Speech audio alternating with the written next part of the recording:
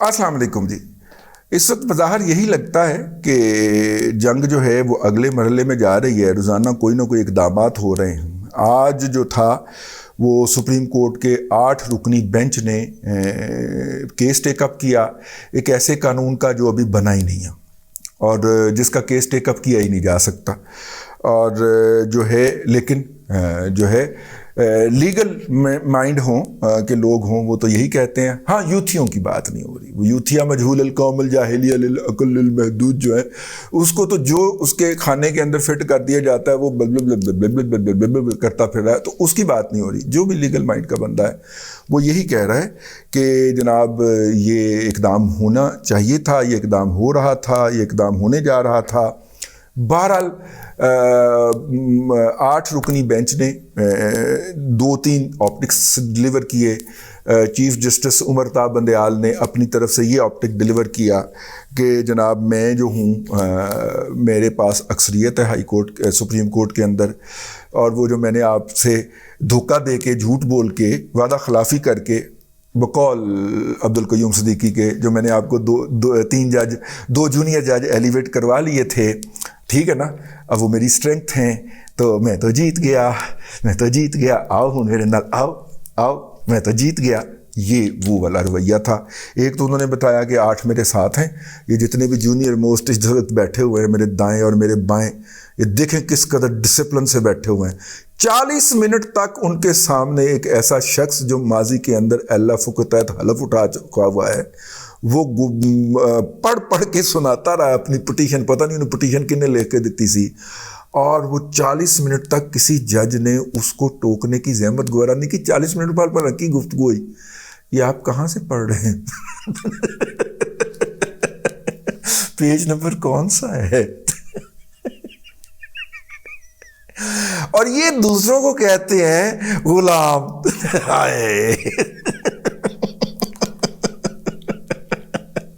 حد ہے یار, حد ہے.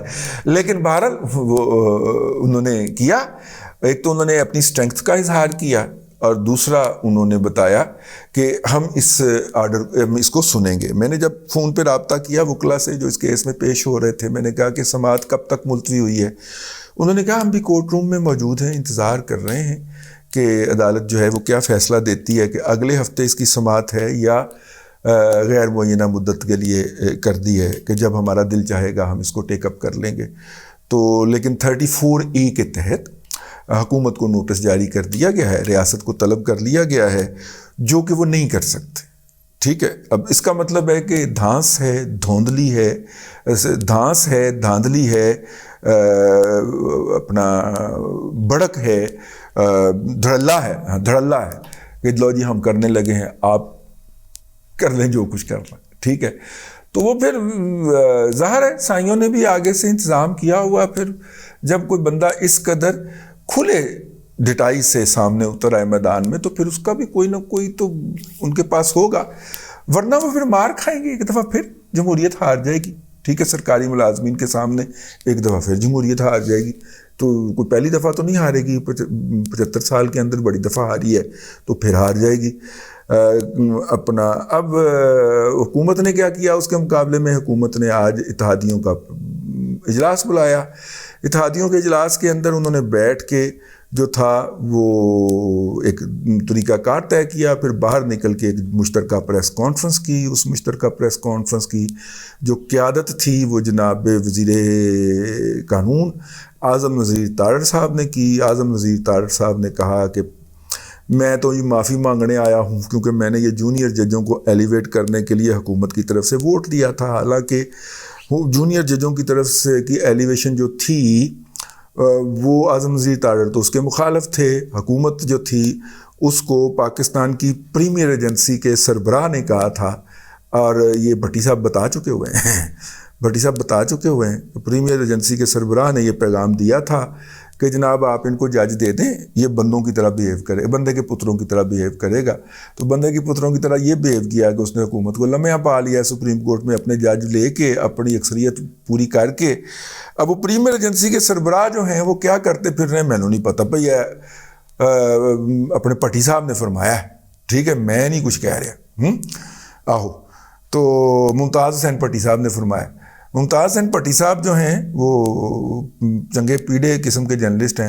بہرحال جس نے بھی گارنٹی دی ہے جی پریمیئر ایجنسی کو نکالیں اس میں سے, جس نے بھی گارنٹی دی ہے وہ شرمندہ پھر رہا ہوگا, ہمیں کیا پتہ ہے, یا پھر کہہ رہا ہوگا کہ میں مزید جا کے بات کرتا ہوں اور کنے کے چتر تمہیں پواواں, ٹھیک ہے, اور کتنے کے جوتے پڑنے ہیں آپ کو. تو وہ خیر اللہ آپ کا بھلا کرے.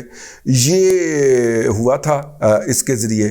اب جو ہے وہ اپنا قیوم صدیقی صاحب جو ہیں وہ منافق کی 3 نشانیاں جو ہیں وہ پوسٹ کرتے پھر رہے ہیں کہ جب وعدہ کرے تو وعدہ خلافی کرے, جب بات کرے تو جھوٹ بولے, اور جب اس کے پاس کوئی امانت رکھائی جائے تو اس میں خیانت کرے. یہ منافق کی 3 نشانیاں ہیں. میں نے کہا کہ مطلب کہ کیا کہہ رہے ہیں کہ ہاسے پیڑے ہاسے نالوں چنگی رونا, پیڑے رونے نالوں ہاسا, پیڑے ہاسے نال رونا چنگا. وہ پائن پہلے کر لیندے نا, وقت سر کر لیندے نا.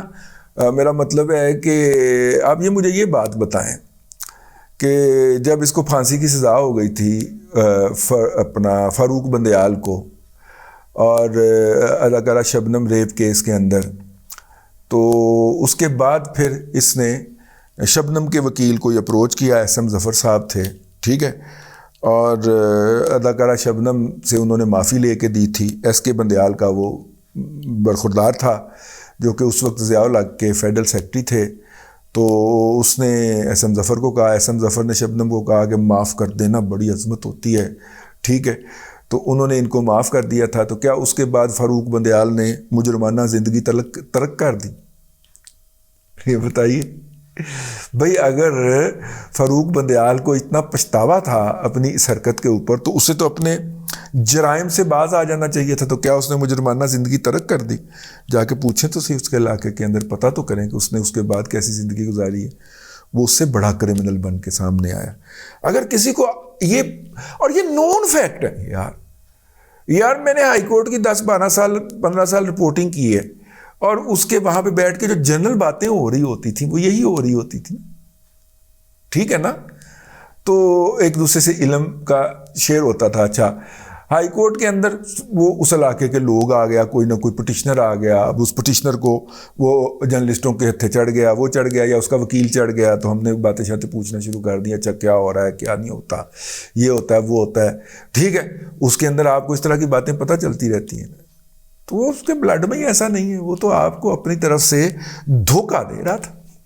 اور ٹریننگ ہے فیض حمید صاحب کی, اور فیض حمید صاحب کی ٹریننگ یہ ہے کہ جھوٹ بول کے اگلے کو, اور باجوہ صاحب بھی اسی ٹریننگ کے خوگر ہیں, جھوٹ بول کے اگلے کو جتنا بیوقوف بنا لیں. یہ آپ کی اسٹریٹجک سکسیس ہے, اسٹریٹجک سکسیس ہے, تصویراتی کامیابی سمجھی جائے گی کہ آپ نے دشمن کو کس طرح جھوٹ بولا ہے, ٹھیک. ویسے بھی ہمارے فوجی بھائی جو ہوتے ہیں ان کی جھوٹ بولنے کی ٹریننگ ہوتی ہے نا یار. میرا مطلب ہے کہ یہ جو آپ مٹی ملتے ہیں اپنے اس کے اوپر, تو کیا ہے کہ دشمن کو دھوکہ دینا, دشمن سے جھوٹ بولنا ہے کہ جناب ہم یہاں پہ نہیں ہیں جبکہ آپ وہاں پہ ہوتے ہیں, ٹھیک ہے نا. تو یہ جو چیزوں کو کور کیا جاتا ہے, یا دشمن کو جو دھوکہ دینا ہوتا ہے, تو وہ دھوکہ دینا بہترین سکسیس سمجھی جاتی ہے نا یار. تو یہ ان کے لاشعور کا, ان کی طبیعت کا حصہ ہوتی ہے, ٹھیک ہے. اور جب لاشعور اور طبیعت کے اندر یہ رچ بس گیا ہو کہ جھوٹ بول کے کسی کے اوپر اپنی پوائنٹ سکورنگ کر لینا, یا اس کو اس محاذ سے پیچھے دھکیل دینا, بھلے وہ گفتگو کا محاذ ہو جائے یا جنگ کا محاذ ہو, یہ آپ کی الٹیمیٹ سکسیس ہے. تو پھر آپ اس سکسیس کے لیے کسی بھی لیول تک جا سکتے ہیں, ٹھیک ہے. تو اس طرح وہ گئے. تو خیر وہ پریس کانفرنس تھی جی, اس کے اندر انہوں نے اور بھی بڑی باتیں کہیں. بیسیکلی وہ شو آف پاور تھی کہ یہ ہم اکٹھے ہیں اس موضوع کے اوپر, ٹھیک ہے. اے این پی بھی تھی اس میں, بلوچ نیشنل پارٹیز بھی تھیں, پیپلز پارٹی بھی تھی, پی ایم ایل این بھی تھی, جمعیت علماء اسلام بھی تھی, ہاں ٹھیک ہے, سارے لوگ تھے. اور اس کے بعد پھر جو تھا ایک اعلان آ گیا کہ کل کہ جناب قومی اسمبلی کے لیے نے وہ ریزولوشن ہی مسترد کر دی ہے جس کے تحت حکومت کی طرف سے یہ کہا گیا تھا کہ 21 ارب روپے کا جو اضافی بجٹ ہے وہ الیکشن کمیشن کو دینے کے لیے بل پیش کرنے کی اجازت دی جائے. تو جب بل پیش کرنے کی اجازت طلب کرنے کی جو قرارداد تھی وہی مسترد ہو گئی, تو بل کتوں پیش ہونا تھی؟ قومی اسمبلی نے کہا نہیں, اکثریت رائے سے مسترد, نہیں دینے پیسے, کر لو جو کچھ کرنا جائے, نہیں دینے پیسے، ٹھیک ہے. اب قومی اسمبلی جو ہے وہ پورے ملک کے نمائندہ لوگوں کا اجتماع ہے، تو اس نے اگر نہیں دینے پیسے تو پھر نہیں دینے پیسے، ٹھیک ہے نا. کر لیں آپ جو کچھ کرنا ہے. آپ تو قومی اسمبلی کی ایک قرارداد اور ایک قانون سازی کے نتیجے میں وجود میں آیا ہوا ایک محکمہ ہے نا. اس سے زیادہ تو اوقات نہیں ہے آپ کی. اور آپ کو آپ کی قومی اسمبلی کہہ رہی ہے کہ آپ کو یہ پیسے نہیں دینے تو پھر نہیں دینے. ساتھ ہی چاچو نے کل ان کیمرہ سیشن بلا لیا ہے قومی اسمبلی کا. اس کے اندر جو ہے وہ آرمی چیف اور ISI چیف تشریف لائیں گے اور وہ سیکیورٹی کی صورتحال کے اوپر بریفنگ دیں گے، اور اس بریفنگ کے نتیجے کے اندر پھر جو بھی ہوگا وہ ہم دیکھیں گے. ظاہر ہے جب سیکیورٹی کے حوالے سے بریفنگ چل رہی ہو اور مختلف آپریشنز کی بات ہو رہی ہو تو پھر تو الیکشن والی عیاشیاں نہیں نہ ہو سکتی. کیا خیال ہے کہ لاڈلی کو الیکشن آیا ہوا ہے تو الیکشن کروا دیا جائے، اور پورے ملک کے اندر جو الیکشن کی سکیم ہے، جو جمہوریت کی سکیم ہے، جس کے اندر آئین میں لکھا ہوا ہے کہ 4 صوبوں میں اور وفاق میں 1 دن میں الیکشن ہوں گے، اس کو بلڈوز کر دیا جائے. ٹھیک ہے نا. تو یہ جو سکیم لکھی ہوئی ہے آئین کے اندر اس کو بلڈوز کر دیا جائے، کیونکہ مہاتما عمران احمد خان نیازی کا خیال ہے کہ جعلی سرویز اور اندلیب عباس کی جو سروے کرنے والی کمپنی IRIS کے مطابق جناب عمران احمد خان نیازی جو ہیں ان کی اکثریت بہت زیادہ ہو گئی ہے، تو لہٰذا فوری طور پہ 2/3 اکثریت سے وہ الیکشن جیت جائیں گے، تو لہٰذا الیکشن کروا دیا جائے. تو الیکشن تو ہونا چاہیے، ٹھیک ہے، الیکشن تو ہونا چاہیے، الیکشن اپنے وقت پہ ہونا چاہیے. تو خیر جناب وہ جو ہے یہ صورتحال ہے اس وقت، اور دونوں طرف سے کنفرنٹیشن ہے، ہیڈ آن کلیجن ہے. سنگھ کے ساتھ سنگھ پھنسیا ہے، ٹھیک ہے. حکومت جو ہے وہ پارلیمنٹ کے پیچھے چھپ رہی ہے، عدلیہ جو ہے وہ کالے چوگوں کے پیچھے چھپی ہوئی ہے.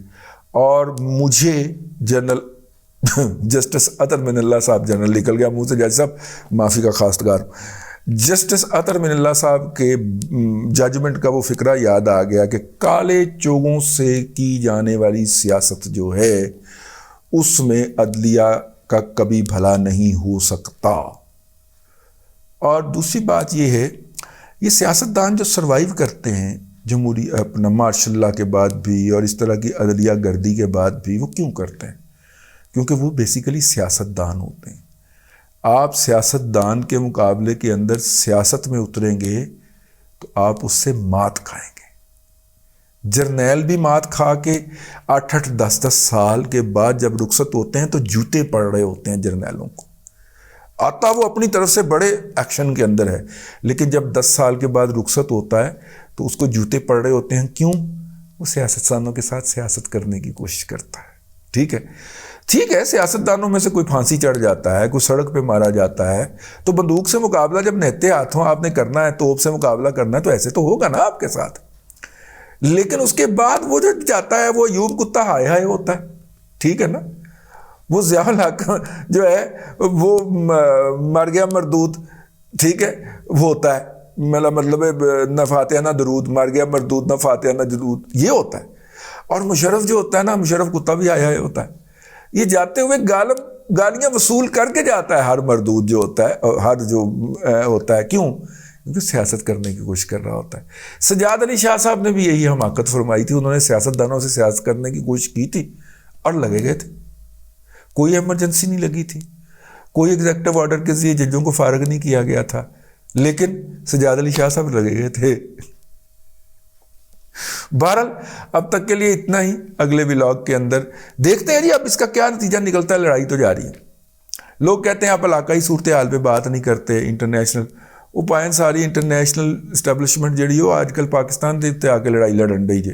غور نال تے ویکھو. اب تک کے لیے اتنا ہی. اگلے ولاگ کے اندر پھر حاضری ہوگی. اللہ تبارک و تعالیٰ آپ کو آسانیاں عطا کرے اور آسانیاں خلق خدا میں تقسیم کرنے کی توفیق عطا کرے.